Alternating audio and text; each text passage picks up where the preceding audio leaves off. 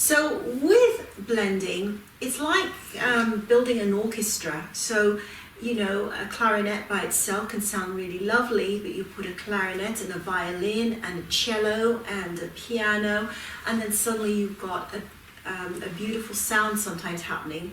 Sometimes you might not if you put something else in that is not quite working well with that. So it's a bit like building an orchestra. So you also want to remember each blend has a purpose, whether it be relaxing or sedating or working on the hormonal system, and depending on the health of the client. So it works on many, many levels, aromatherapy does. For those of you who are doing the cosmetic diploma course, it's still the same. You know, if you're adding essential oils, of course you're looking at adding, say, some essential oils for say you want to make a foundation blend. You might also want to look at using essentials in your foundation blend for specific conditions. For example, rosacea. You could make a whole foundation line to help calm and cause the skin to be anti-inflammatory.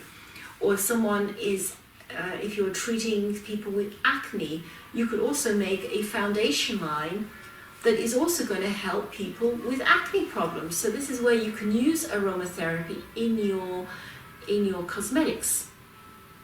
So we're looking at a synergy. So this is where the action of two or more substances work together to work better than if each one was done individually. So it's to begin to recognize how when you combine 2 or 3 essential oils, you can sometimes have a much better effect upon the customer and upon the condition than just one. That doesn't mean to say that one is not going to work, but generally speaking, if you mix 2 to 3 that are going to be enhancing each other, then it's going to work better.